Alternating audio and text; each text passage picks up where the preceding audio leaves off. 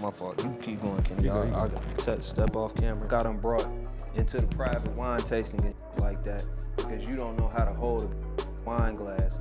This really a story about me. I ain't know how to hold a wine glass till I went to my first wine tasting. Like the assumption could be they have all this knowledge and stuff like that. They could be idiots. You know what I'm saying? That's why it's petty. Because you could take it back after this. I actually think we can safely say what you could be potentially setting yourself up for, and that's to be cast back down. You're on some trash. You know what I'm saying? And also your thought process is on trash as well. Yeah, let's talk about you. What necessitated these unions, it was not hypergamy, it was not being delivered, it was just the necessity of survival. Talked about maladaptive behavior that people who are newly into money adopt, whether it's the way they operate with opposite sex, the drugs they use that they now have access to, the way they treat people, the way they use and misuse money. I would like to make a confession. First YouTube giveaway, 20,000 subscribers. I think so. When we started to move pieces of Trip After Dark and the Grown Folks Table onto YouTube, we did not know what they would do, but y'all proved it to be a phenomenal idea. And because y'all have shown support and loyalty to us, it's only right that we show it back to y'all. For the first giveaway, I'm giving away a shirt, giving away a book, giving away tour merchandise that I've worn, all autographed, all in one package. I don't know how we giving it away just yet. Turn all your notifications on, email, all that. We'll have instructions soon. Just know I'm gonna make it worthwhile.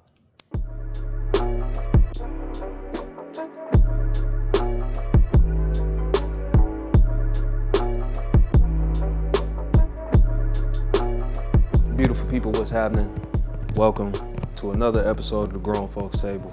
I'm Cousin Trip Fontaine. This is Cousin Kenny. Not so in the cut this time. We kind of working through like the shyness and being the guy behind the scenes thing. I'm not telling y'all gonna see the face ever, but you could at least see him. You know what I'm saying? It's more than hands this time. We saw y'all talking about that. It's more than hands. The hands of truth type. Yeah, we here now. So this about as here as this about to get. Welcome Cousin Kenny in the cut. Insert the little sound box applause and shit like that. Nah, man, it's been a minute. It appears that touring and recording is much harder than anticipated, but we here to answer y'all's questions, to give a little more depth and insight than we able to do on the lives. And even those are changing, so those might have a little more added value moving forward also as we switch platforms. So with that being said, we did have a very, very dope question, and I would like to go ahead and get into it. Yeah, with that, please be sure to, you ain't said so I guess I could be the bad guy. Make sure if you send in a question, keep it to like 20 seconds. Just ask the question. Just for consideration of other people who we want to maybe get into the episode. Just if your question is, hey, how do I navigate having a new job when my old job still wants me back or something like that? I don't know. Just ask that. You know, sometimes the context is cool, but sometimes it gets in the way. That's about it. I ain't gonna talk too much. Actually, honestly, the context do be cool, but it's oftentimes not needed. Like more often than not, it's cool. But like 45% of the time it's not necessary just because we don't know you. So it's not like we have this crazy ass bias against you or whatever. And most of the context that people give sometimes is to make themselves not look as bad or make the situation not sound as crazy. It's rarely ever context that's like, oh yeah, I actually needed to know that to understand what you was talking about. If you've chewed on your question, because that's what we like to say around here is to chew on your question. If you chewed on your question properly, then we really wouldn't have to worry about all of this stuff. So please do that. Cousin Kenny, in the lives, I have to go through all of these questions. Off the live, Cousin Kenny has to go through all of these questions. We haven't brought anybody in to do like a lot of that grunt work and stuff like that y'all don't think the famous or big people do. It really do be us over here. And anything off the lives and off the tours and all that, it's probably Cousin Kenny. Respect Cousin Kenny time. Chew on your question. 20 seconds. That's a few sentences, maximum, like 3. We don't need no essays. We don't need no paragraphs. We don't need none of that. If we do get a paragraph, we need that real basic freshman year paragraph, 3 to 5 sentences, and we really don't even need those. I'ma just put this out there. We're gonna leave your question right where the fuck it's at. If we got to scroll to read it, if we gotta listen for more than 20 seconds, was it Cousin Kenny, 20 seconds? Yeah. We just gonna disregard your question because it's hard to weave that into an episode. It's hard to splice that for social media. Chew on your question. Also consider, like, sometimes it's going to a different platform. So while I may understand, he may understand, like, what you're talking about, someone else may not have, like, the full breadth of what you're saying. And the more words you give, the more complex it can be for someone to try to understand. But all that, we say that with love. You know what I'm saying? Definitely appreciate y'all. So I'm just going to say this again. Like, y'all sending in y'all stuff, y'all questions, even the comments of, you know, just giving y'all props to Trip and all that. Like, it definitely is received. This isn't coming from a place of, like, we pissed off at y'all. We just like, yo, just kind of help. Streamline. Nigga, you know what I'm saying? Help. You know, I'm assist. You know what I'm saying? Like, I'm going to the cup. Don't throw it behind me. You know what I'm saying? So we got question we'll get into from we'll call it Cousin Kim. What's she talking about? Hey Trip, the question that I have is about hypergamy and if it even makes sense anymore, with times having changed and the polarity between men and women today when it comes to that topic. It doesn't always seem to make sense, and it's been said that hypergamy is not actually healthy. I bet we good money. Okay, first of all, for the good people out there, I'm gonna break out the book of Merriam-Webster and read their definition. But hypergamy is pretty much dating up, whether that's education, class, stature, if that matters to you. But it's just dating somebody that's perceived to be at a higher level than you. But I'm gonna jump into the good old book of Merriam-Webster. Hit y'all with their definition. That way we can all get on the same page, because that is important. Marriage into an equal or higher caste or social group. Okay. If you are not familiar with the caste system, this is like your first class, second class, middle class, lower class, black, that thing. So this idea of marrying up, I think as long as there are higher and lower class people in any society, the idea of marrying up doesn't go anywhere. The idea of marrying out of your circumstance is a very old idea. And so I think that idea is much deeper ingrained than just new circumstances being able to get rid of it. Is it realistic? Depends on the person that is trying to do it, right? Is it realistic for a person surrounded by poverty to marry up? Not as realistic as a person who's in an upper middle class neighborhood, you know what I'm saying, and just got into that neighborhood by the skin of their teeth. Do I think it's healthy?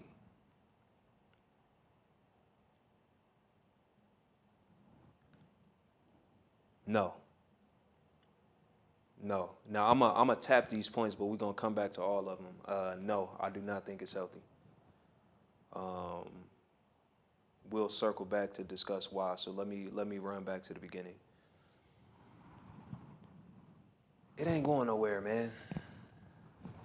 Folks been gold digging since it was gold, and they wasn't the ones digging it.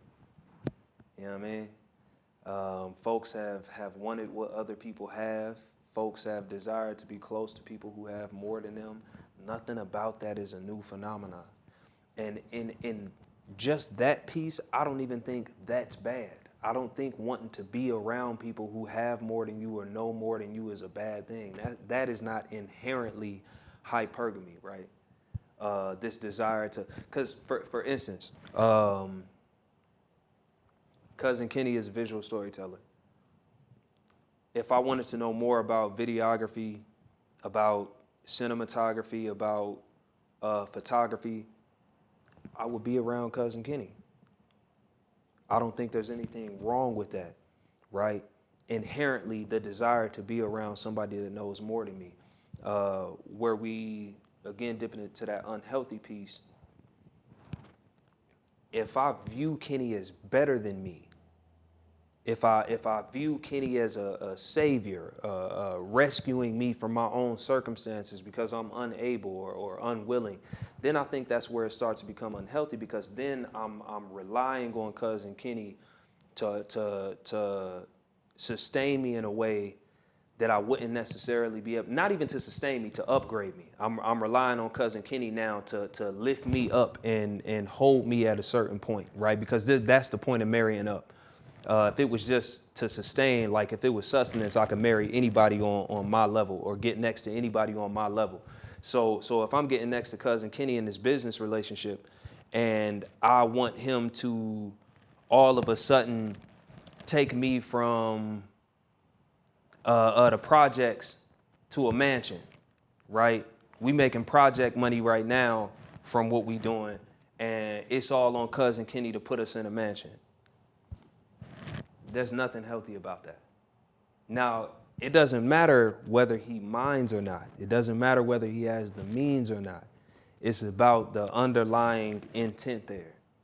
I mean, that, and also, just the intent is a big thing. It's like, if you, I'm gonna stick to like the friendship, business relationship example. This, if your only means of being around people is to come up, then you out of line, and there's really no way to put it. You know what I'm saying? Because you go from valuing people to valuing them as a commodity, if that makes sense, or like maybe valuing them as far as like what they can produce. And it's like, if you talk about human resources, you know what I'm saying? Like we shouldn't value each other like that. And I think that's where like you talk about, hypergamy in the sense of like just looking at someone for what they can do for you versus like what can we do together. Because like even if it was like just between you and I, like if I got the sense of like you only leaned on me to do something and I didn't feel like any sort of reciprocation of love or consideration for my time and my life outside of this, then yeah, we'd have a big problem. Just to keep it a buck with you, but that's not the case. However, like I think the way that hypergamy is maybe marketed, it kind of leans more into viewing the upper partner as, like you said, the savior. Yeah. You know what I'm saying? The one that's gonna lift me up, give me bootstraps, then lift me up by them for me and all that. And it's just like, I think we've seen too much of that going wrong, because I really, I say this because like I'm not putting her story out there too much, but I know someone who is someone who is like doing well for herself, but she married someone who is like a multi-millionaire. Word. And their relationship went left, and he put her through so much hell in like their separation proceedings and all that, to where it's like she's going through court, like all this stuff that she's losing money, she's losing time, because what I think that the unseen part of hypergamy is like, if your relationship goes left in a hypergamous relationship, you don't know what you're setting yourself up for. Right. You know what I'm saying? Yeah. Because with that clout, that resource, that connection comes a lot of different things that you may not be privy to. I think we can, my fault, just to interject, yeah. I think we can, because you could take it back after this, I actually think we can safely say what you could be potentially setting yourself up for, and that's to be cast back down. Yeah, for sure. Right, if you let a person lift you up in the entirety of that rise as them, then when you're no longer in their favor, then they could easily send you, I mean, the term is popular in hip hop to send her back to the streets. You know what I'm saying? Like, I get what I want. She followed my program. If not, I send her back to the streets. I have the power to do that because I'm the one who pulled her from him. But go ahead. Okay, got you. I don't want to make it seem like every person that holds the power, quote unquote, is a bad person. I definitely don't want to make it seem like that, but we have to be realistic about the dynamic itself. When the person in the higher position is assumed to have all of the power, then the problem becomes that the other person doesn't have any. Right? If I give all of the power in this business relationship, friend relationship, whatever, then I've now relinquished whatever autonomy I have to stay in the good graces of whoever has the perceived power. You feel me? So I just think it's a lot of, is vulnerability a fair word? You leaving yourself vulnerable in a situation like that? Yeah, because again, it's just like, just to kind of beat a dead horse on it, like you don't know what you're setting yourself up for. You know what I mean? And I think that okay, so for the most part, men reach a certain level of income by a certain age. So which is like, in between like 40, 50, something like that. So you have to think about, okay, so you're being set up for, just look at like Game of Thrones. Like, they got a king who was like 40 marrying like a 15-year-old. Yeah. You know what I'm saying? And it's not to say it's the same thing, but like it's kind of a similar concept of like you have someone who's literally of fathering age that you're marrying into in a lot of cases, not like generalizing, but like you don't know what kind of emotional, availability they have at that age. There are a lot of people who are really set in their ways at that time. A lot of people are really they ain't got no energy to do stuff that you may want to do. You know what I'm saying? So it's just kind of like, what is a hypergamy? I think like the way that it is marketed, going back to that word, is just like, these are young situations. Like you are 25 getting with somebody who make like $200K a year, which is not even normal. You know what I'm saying? Yeah. So it's just like, not normal at all. It's idealistic. And you know what I'm saying? I think like the more we get into like the idealized versions of what we want something to be, the less you see the person in it. You know what I mean? I think like a lot of times where we at now is, and I'm gonna flip the script and come back, that we have men who don't necessarily value and love women. They love the idea of femininity. And we have women who love masculinity over the man, if that makes sense. I would go further and say the roles of those things. I would say maybe the roles, but more so like what they offer. You know what I'm saying? Because the second that I can't be as masculine as you perceive me to be or idealize me to be, then what? Then I'm not a man no more. You feel what I'm saying? Yeah. It's the they enjoy the benefit that comes from that. Yeah. No, I'm with you though. Yeah. So really it's just like, again, it's just the marketing, it's the what do you call it? The propaganda behind it. Yeah. You know what I mean? I'm f***ing up. My fault. You keep going, Kenny. You go. I got to step off camera. I know y'all hear me talk, but it was some important that I forgot to do. Oh yeah, you gotta flip. I want to shout out. Let me get back on camera before I do it. I want to shout out the good sis Sierra Lynn for blessing the homie with a proper hat, man. She hit me with the custom Trip After Dark hat that's all hand painted, hand stitched. When people give me dope shit, I actually do put it on, do share it with the public. So Sierra, much appreciated. She actually made hats for the whole cast of the show, and she bodied them. Kitties was hard. That was hard. But anyway, back to the topic at hand. Give us a hat tour before we get out. I can't really see it, but I'll put it on the screen. Okay, that's fair. That's fair. Take y'all around the hat. It's backwards and shit. I'm gonna look like a jackass in the camera. Point proven. But it's just like, again, like just not necessarily valuing the person. You know what I mean? And I think that when we get into that, we kind of get into the question of like how much does that uphold or like promote the upholding of patriarchy. And we hear people complaining on both sides of this coin of like how harmful it is, but that's a patriarchal way of dating and or relating to somebody. Can we talk narrative for a second? Under patriarchy, it is both okay and in some situations expected for a woman to marry up. Both okay expected and encouraged, I would even say. The problem, and I wasn't being funny when I was talking about the caste system earlier, is that black people in America live just below America's caste system in its original design. And we have to talk about the original design if we're going to talk about the original patriarchy, the original dating up here in this country. Because you exist just below the caste system,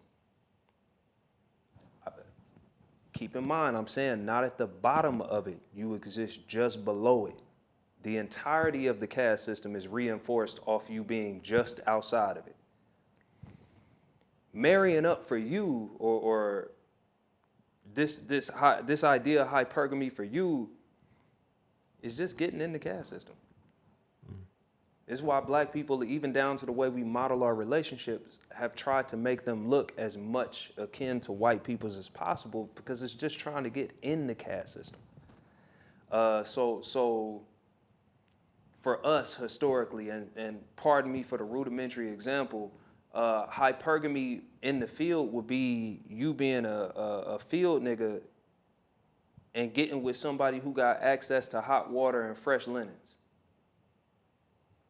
It's not as far up as you think it is. And it's more so marrying out of survival than it is marrying up, which historically, if we're talking about, and I don't want to take away from the very real love that any of our ancestors have for one another, but if we're talking about what necessitated these unions, it was not hypergamy, it was not being delivered, it was just the necessity of survival. It was just a need to survive. And so I think for us, like, the hypergamy came in many years later. Many years later. And I think because of that, it was much more transactional and much more, I don't want to say vicious, but colder, for that matter. Because again, it's like you got, what we modeled after is people in the middle class and upper middle class marrying into high class. That idea of the poor white woman marrying the rich white man, first of all, that's a fairy tale for them, not you. That is a fairy tale for them, not you. That rarely ever happens, even on that side. But then we buy it many moons later where people are still being oppressed. It looked like you had a point. Let me just not go on this tangent. Let me let you get that off first before we end up. All right. So you take history into consideration. You get this fairy tale that you too, all the way at the bottom, can marry all the way at the top. But what we fail to understand is that because you are sitting just outside the caste system, for a black person, for a black woman, hypergamy, as an example, would be you as a slave marrying your slave master. That's what the hypergamy is for you. A black man, same thing. You marrying your slave master. Master doesn't inherently mean men. I want us to also get around that patriarchal idea that all the holders of black bodies were men, but that's another conversation that we will have.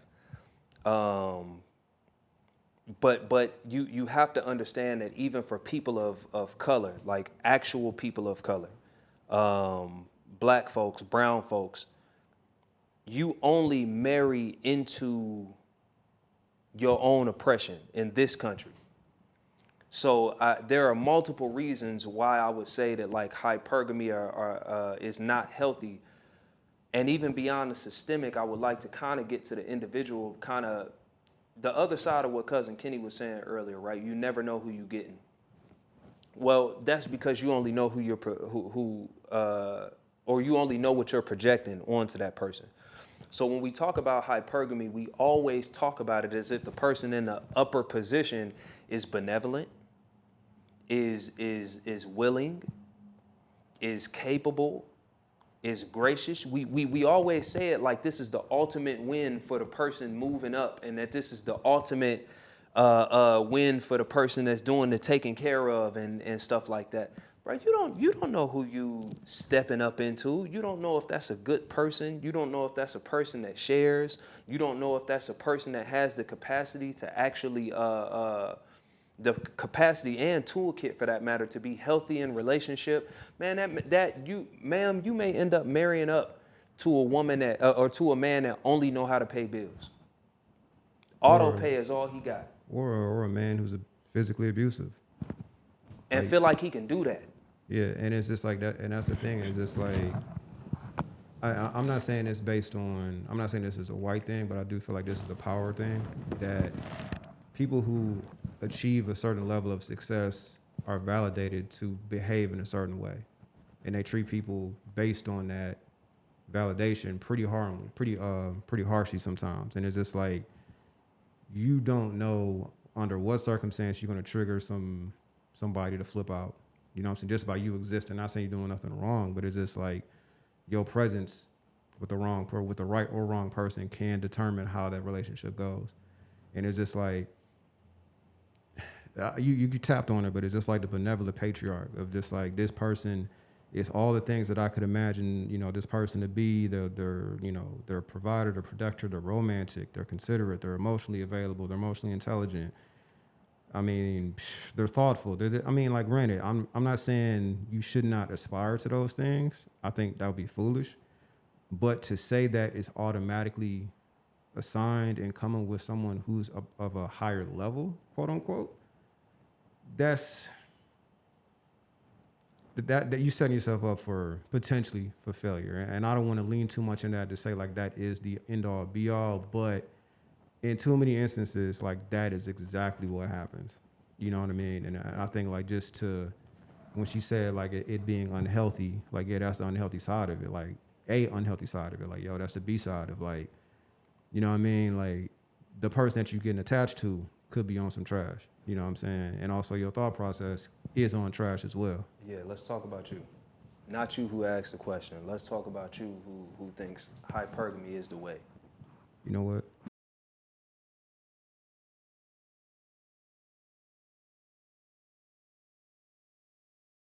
Told the shit to my face. You know what's We gotta crazy? talk on the camera. You know what's crazy about it? Fam. We gotta talk on the camera. That's crazy. Holy Bruh, shit. When I was like, there's been a few times in my life I've been flabbergasted, but that time I was just like,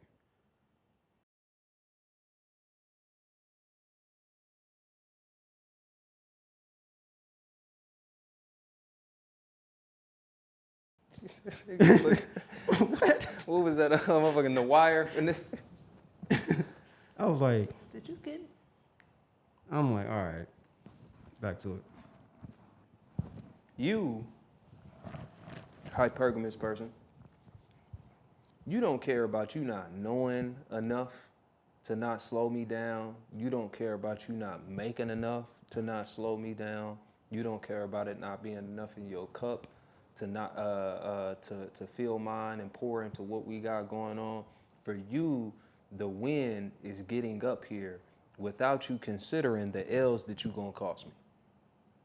If I'm high in the caste system, right? First class everything. Michelin starred restaurants. We going to spots where everything is a la carte. We go to a wine tasting to which you've never been to because you done married up. Or the kind of wine tasting, because there's a very big difference in the This is- quality. this is of it, fair. You know what I'm saying? This is fair. Private tasting, right? We right here in Napa Valley with.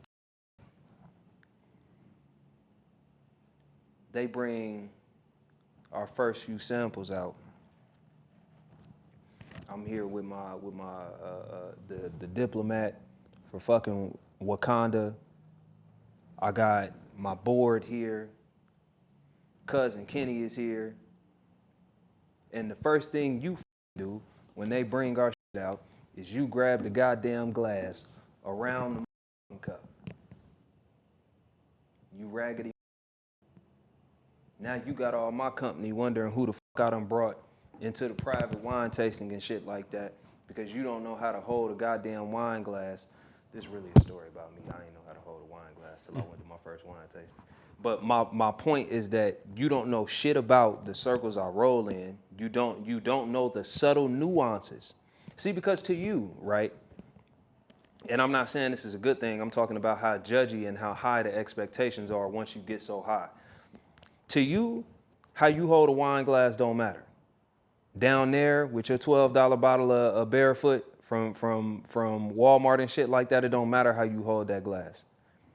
This Malbec though, that costs a good 90 a bottle on the hookup where we are, this private estate, these private growers, it absolutely matters because we not here for the fucking wine, but you wouldn't know that. You wouldn't know that because you've never been in these circles before. That's a business transaction. Exactly. This is a meeting. And you're embarrassing me in my meeting.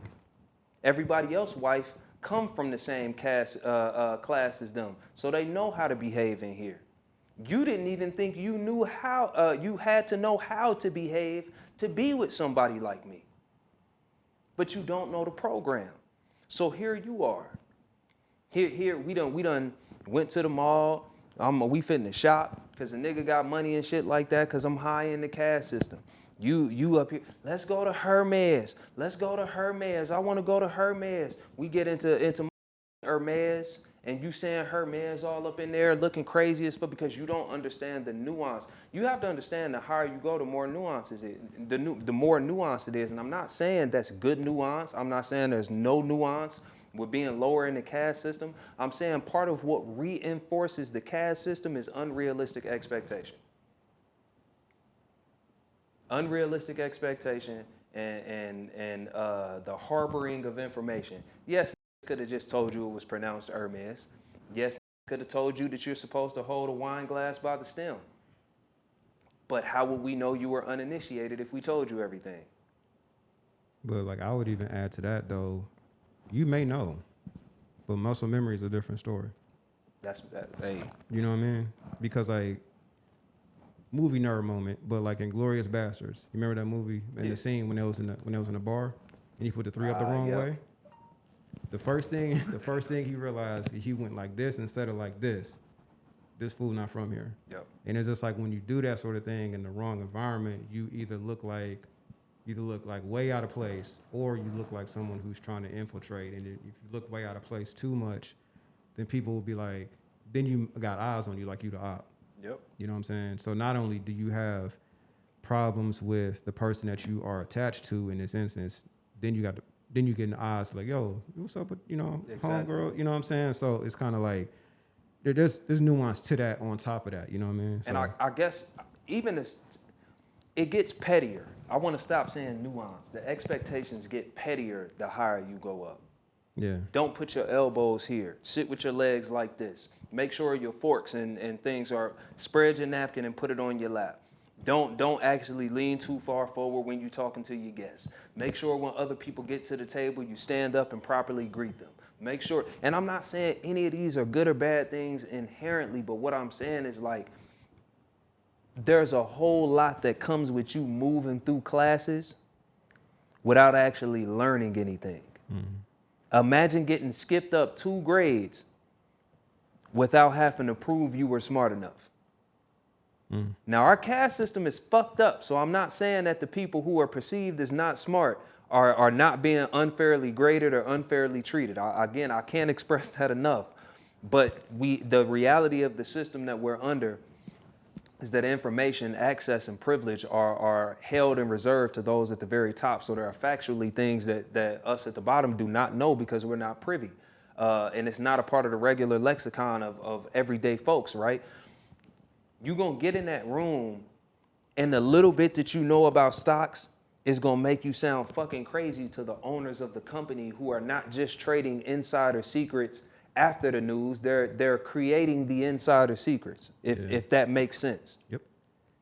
You're not advanced enough in a lot of ways to get it unless you've been plotting. And there's some folks that have been plotting, unless you've been plotting. But that still makes you just as unhealthy, perhaps, as the unhealthy come up at the end of your dating up adventure. You know what I'm saying? Like I can't stress enough that it's a huge gap, even between upper middle, and upper class. Like it's a huge gap there, but it's an even bigger gap between like lower class and whatever you consider high class. Because like you essentially talking about marrying somebody who, if we talking about going like all the way straight to high class, you talking about an individual $400,000 a year earner. Like that's where at minimum. Yeah. That's the bottom line. Like After that is taxes. the entry. Yes, after taxes, that is the entry to upper class. Middle class now starts at minimum 100,000. Y'all niggas, hey, I ain't telling you that you shouldn't have goals and dreams, but if hypergamy your shit, you want to try a low pergamy, nigga, you probably want to start shooting for middle class, upper middle class, fam, because the Mid-pergamy. mid-pergamy, yeah, you probably want to get you some mid-pergamy. I usually don't encourage mid in any other circumstance, but you probably want to get you some mid-pergamy, man. It's not hitting the same. Because like even to like kind of like maybe to flip to your point though, there are a lot of people who reach a certain level or have been born into a certain level of wealth that don't know nothing. That's fair. So while the intent, or maybe not the intent, but like the assumption could be they have all this knowledge and stuff like that, they could be idiots. You know what I'm saying? That's why it's petty. I wanted to switch from nuance to petty. For sure. Because it's not necessarily a thing of like just the resources and all this and sir. Like you literally could be marrying a complete idiot. You could be dating a complete fool. But they get the pass. You know what I'm saying? Yeah, and they get the pass and they get the validation to not learn nothing. You know what I'm saying? Like all these people who have, you know, money on money and who maybe are racist or whatever the case is, they're being validated to say the same. This is where nepotism comes into play, by Yeah, the way. that too. Big time. But like even with maybe just kind of shift a little bit, I don't think hypergamy in this sense isn't only inclusive to people who are there. I think it's also inclusive to people who are on the come up. For sure. You know what I mean? Because like when it comes to that, what was I about to say? We was talking about this a few months ago actually, but people who are on the come up have new access to money, new access to opportunity, new access to whatever the case is. There is, I'm gonna send this into the lexicon or into the what's the name, the algorithms. There is a lot of untalked or non-talked about maladaptive behavior that people who are newly into money adopt, whether it's the way they operate with opposite sex, the drugs they use that they now have access to, the way they treat people, the way they use and misuse money. I would like to make a confession. My apologies, I know this may be a little bit unexpected, brother. I just ask that y'all not judge. I am currently on somewhat of a come up. Got a couple new dollars in my pocket. And I have now began smoking some of the most expensive weed that I've ever smoked in my life. And I want to tell you, all them times on live that y'all accused me of being high and talking about how stoned I was, it was true. Every time you looked in my eyes and they seemed to be getting lower and lower in the live video, and I seemed to be getting goofier and goofier, it was all real. I have somewhat lost control and have began to smoke rapper weed. Prior to that, I was smoking poetry weed, which was much more in my bag. I'll even be vulnerable with you all and say I have also noticed that my lips have gotten a shade or two darker, and so I know that you all have noticed as well. I ask for you to pray for me at this time. I'm not gonna stop smoking the weed. I'm not even gonna slow down. I probably only smoke about 2 blunts a day, but it is significantly stronger than the weed that I was smoking before. I can't say that I have any plan to change my current course of direction.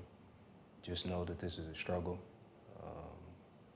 asking for your thoughts and prayers. My family has already been notified, and they're supporting me the best that they can. Cousin Kenny, I'm sorry to lay such heavy news on you in the middle of a recording, but I'm gonna ask you to pray for me too, brother. Ready? Yeah.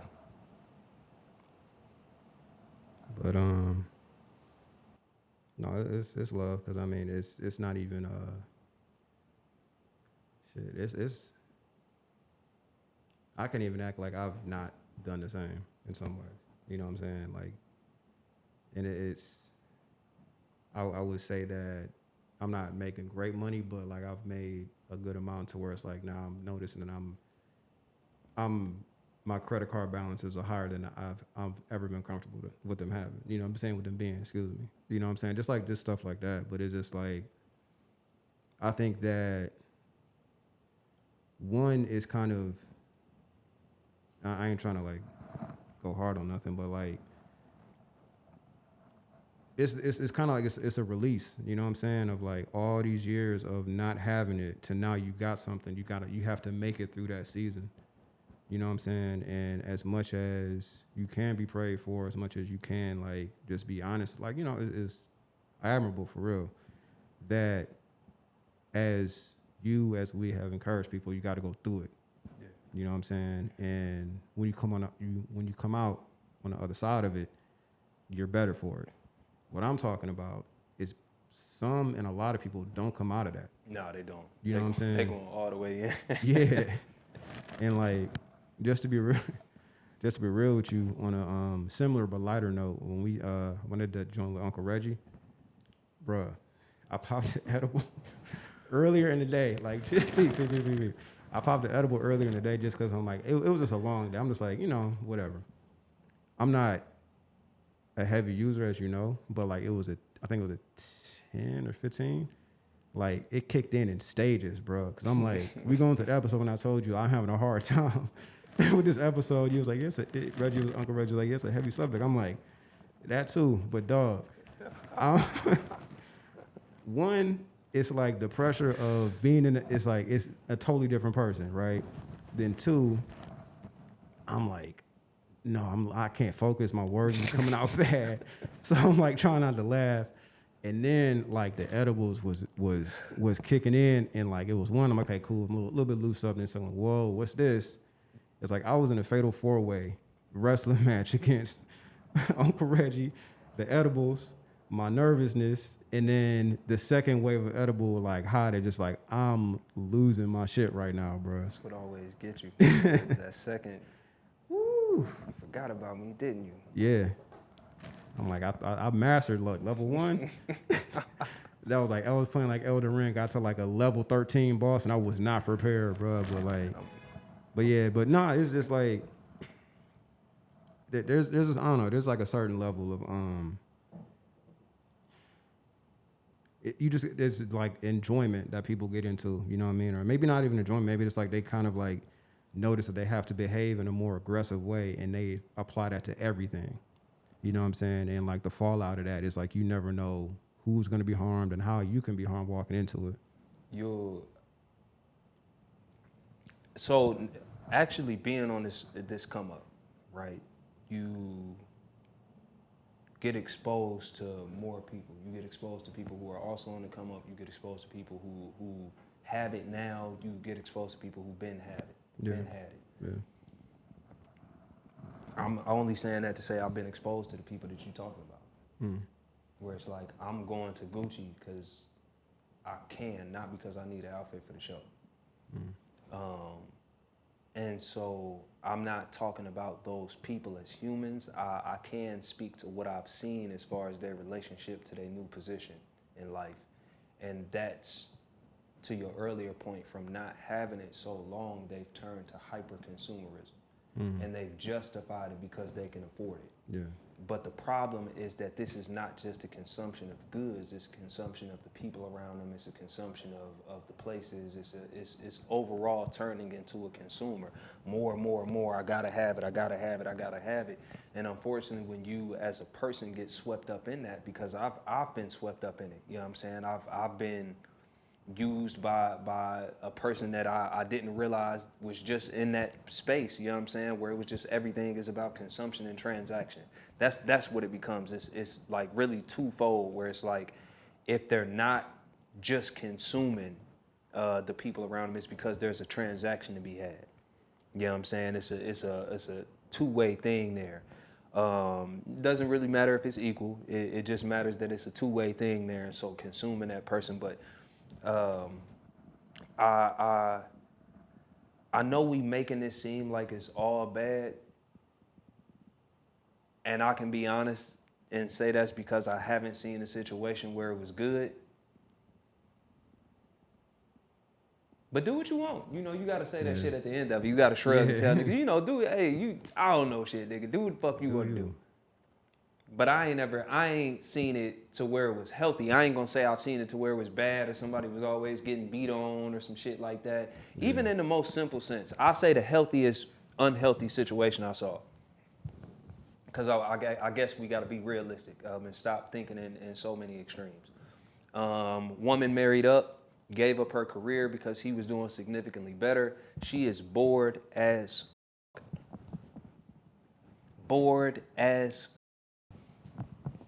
Now, I don't know if you realize how much of a growing problem a person has that they get all the money and resources that people fantasize about, and that's when they've hit boredom.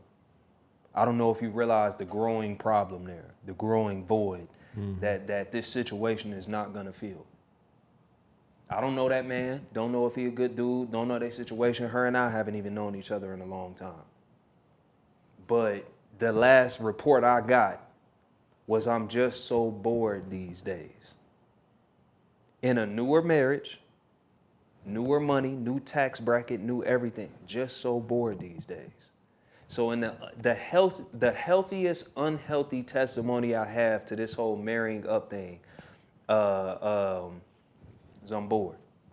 Because you can't move the same. But you said she gave up her job though, right? Correct. See, and it's just kind of like, is that an expectation of hypergamy to give up your autonomy? I lied. I do know one situation. The homie married up. Oh, that's what's up. They married up is like way different though. I ain't gonna put names out there. I'll put their salaries out there and explain the difference. Gotcha. He make $250K a year. Straight. She make 330. Like he definitely marrying up. Mm-hmm. But I think first of all, it's a dude. Yeah. And I think dudes marrying up, it usually work out a little bit different. Like most men that's on their shit not looking at it like I'm marrying up. It's like I'm just marrying a woman that make more money than me. Because I think the idea of marrying up is what makes it predatory, regardless of whether you're a man, woman, or whatever. Yeah. You know what I'm saying? Like in their situation, it's lit, actually. Mm-hmm. We talk often about how he thinks most men are ridiculous who can't stomach the idea of making less than their lady. Now, of course, his situation is not the average situation. Yeah. But I think in a situation where the hypergamy is simply one healthy person makes more than the other, I think that could work. Yeah. Forgot all about them because it's so goddamn unhealthy and unextreme. Mm-hmm. But they be happy than a motherfucker, you know what I'm saying? They be all on the timeline loving on each other. And he ain't ever doing the little pose where he stand around her because she paying for everything and shit like that. Hey, they just living their life, man, and and they, you know, having money while they do it. I don't know if he ever looked at her as a come up, more so because they're in a similar tax bracket. Yeah. And two is just like that's just more of a difference of opportunity. Yeah. You know what I'm saying? Yeah, But then that's also right. it's just like they're invested in the person versus the entity or the iscality. You know what I'm saying? The masculinity. They're invested in each other. Sounds like. You know what I'm saying? So it's just like that kind of takes away from the imbalance or like the unhealthy way of thinking about it because because I think you said earlier some people be like they look for people to upgrade. Yeah. And then Yep. the second, the upgrade don't kick in the right way. To the streets. You know, so this back where you thought you was type stuff. You know what I mean? So like I don't know what you thought this was type stuff. So it's just like I don't know. I just there are. I mean, I don't want to be so like humdrum about it. Like there's no examples of people being healthy, but it's just like I think that the lower, I don't say the lower, but like the more desperate you are for XYZ, Sponsor. yeah, determines like what lengths you'll go. You know Yeah. what I mean? Like how much, because like I think that like if you live your life in such a way that's so unstable that you need someone to bring you out, then it's kind of like you're like this. Then you're developing a savior complex. You're giving someone a savior complex, and you'll find that in just about anything or anybody. And it's just like your level of desperation, or maybe even I don't say loneliness, but like your level of desperation will determine like, okay, this is the first opportunity I got, or maybe this. You know what I'm saying? It's just. Yeah.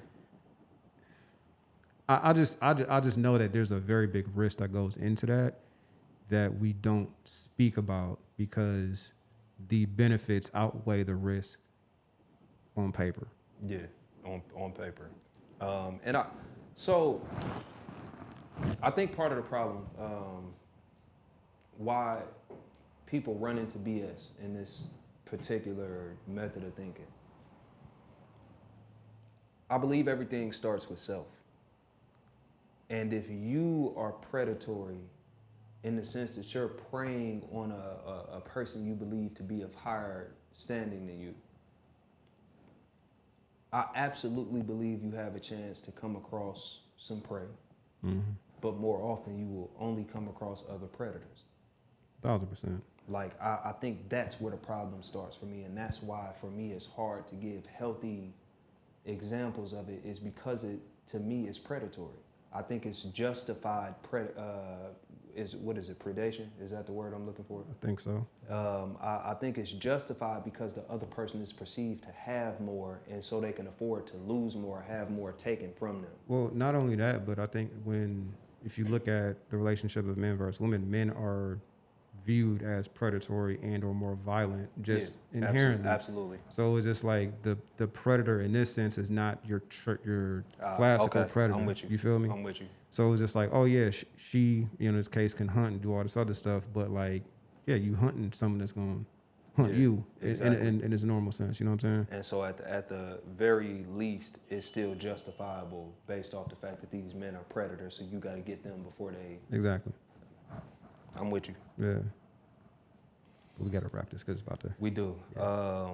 Man, this was good, and it's gonna lead to another conversation about transactional relationship.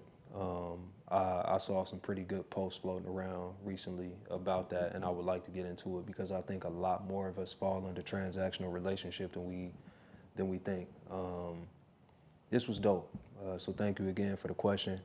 This has been the Grown Folks Table. You can keep up with us on patreon.com/tripafterdark, YouTube at Trip Fontaine, Instagram Trip Fontaine, Trip After Dark, email info@tripfontaine.com. And remember, before we actually get out of here, before me and Cousin Kenny leave, chew on your questions. Chew on your questions. Chew on your questions. All right? We need like 20 seconds, 25 seconds if we're giving you some grace. You know what I mean? If you want to thank me, you want to thank Cousin Kenny for what we doing, you want to all that. They just be thanking you. Send a separate message. Send a separate message. Hey, really appreciate y'all. You know, pick them a question and all that, and then send your question. You know what I'm saying? This has been a dope ass convo.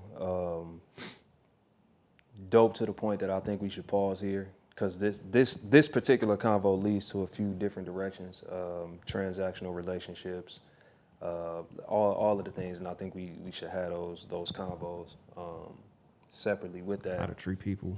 Yeah. Like there's a lot that goes on. Yeah, a whole lot. And it was honestly kind of hard at times for me to stay directly on this topic because there's so many other things I like to address that have to do with it. So with that, we're gonna cut here. Going to do the church announcements, commercials, and all that, and then we're going to slide. We'll see y'all when we revisit this. Church announcement number 1. Chew on your questions. Chew on your questions. 20 seconds, 25 if we giving grace. Now, as far as where you send those questions, info@tripfontaine.com, You can DM Cousin Kenny on the Trip After Dark page. Remember, we prefer voice messages and videos. 20-second voice messages and videos. But it's cool if you got to text it. Just make sure you proofread, amen. Follow us on all of the things. Patreon.com/TripAfterDark. Instagram, Trip After Dark, Trip Fontaine. YouTube, Trip Fontaine. We got a TikTok, but it's really so don't nobody else had a TikTok.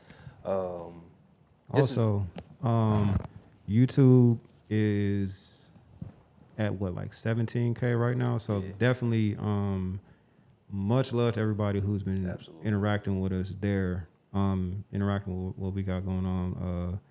Bro, it's been crazy just seeing how, like the love and the viewership has been growing on that side. So, please, keep sharing, subscribing and all that good stuff. Really ain't trying to get into YouTube announcements. It's kind of corny, but nevertheless, we are low-key rapidly approaching 20K, as far as subscribers and all that stuff like that. So please keep showing I'm giving love. some shit away at 25. This is new. Cousin Kenny, I don't know what I'm giving away yet. I got like performance copies of my book like that. I got merchandise. I don't know if I'm important enough to give away that I've worn just yet, but I got that I've worn on stage and like that. We're gonna test the water. I'm giving some away. Somebody gonna get the prize package at 25,000 subscribers on YouTube. You heard it here. I don't know when this episode is coming out. It might drop after we hit 25K. Who fucking knows the way that y'all been showing love on there. So, point is, somebody gonna get some. Cause I feel good. This ain't even about y'all.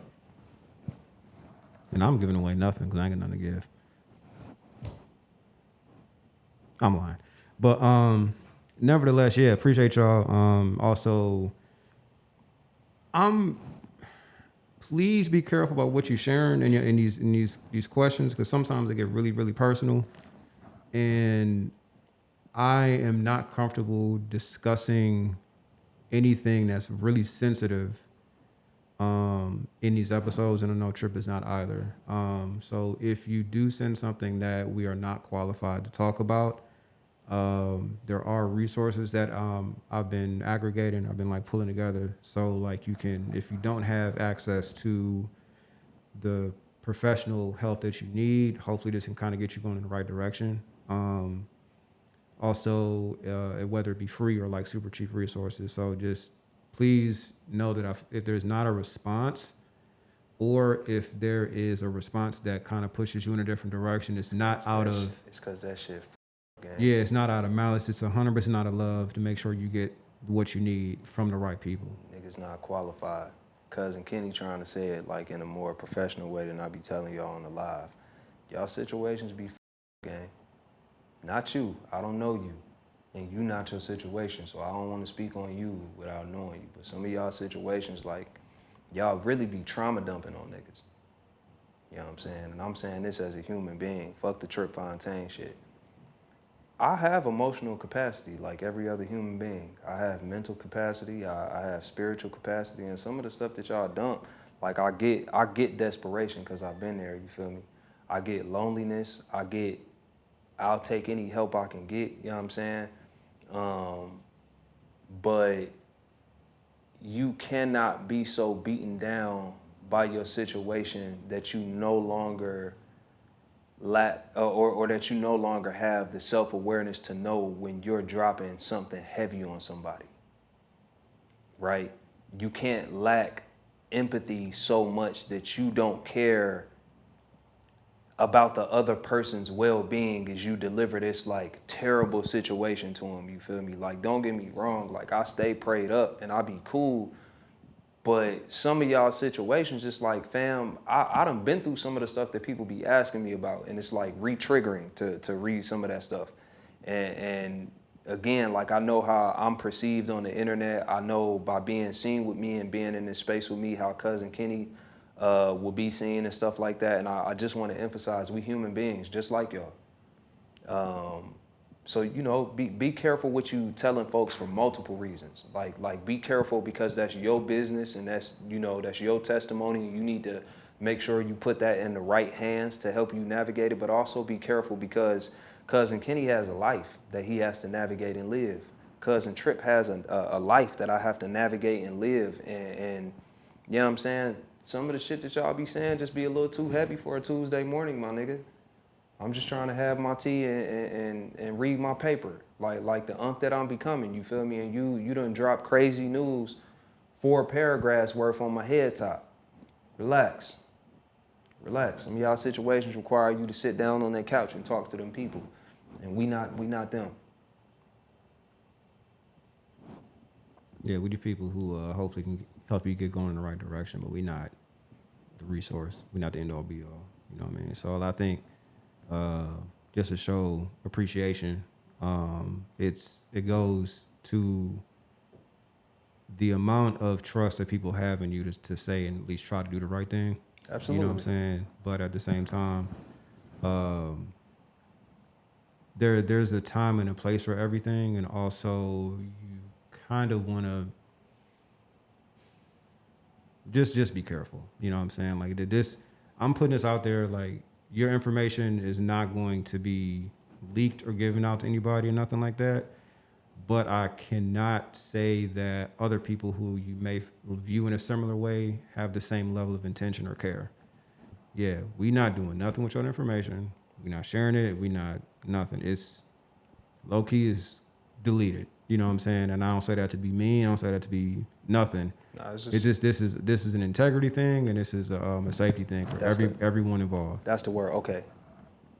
And I promise we about to get up out of here. Integrity. We like black folk leaving Leaving the cookout type time. Yeah. That's really what this is about. I want to reiterate, I'm not looking down on nobody's situation. I take it with all humility that people trust me with their actual situations, like with their day-to-day lives.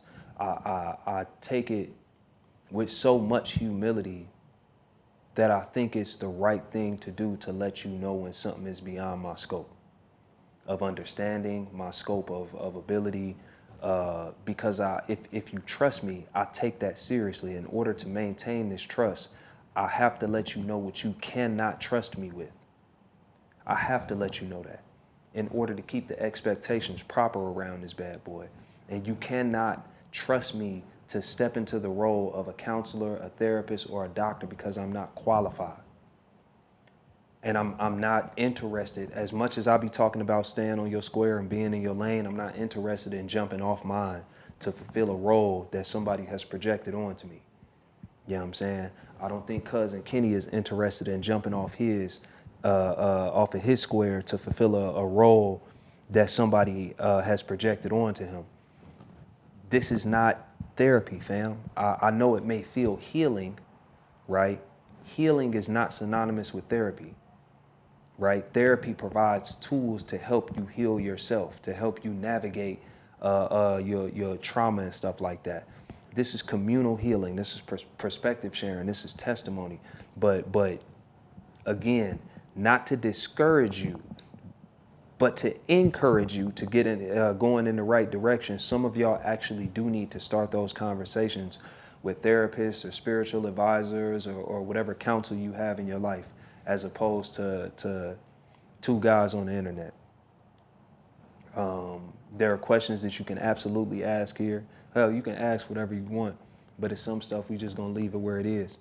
That's a part of being here at the grown folks table is knowing what does belong here and what don't. Some of these conversations don't belong in the kitchen while everybody here.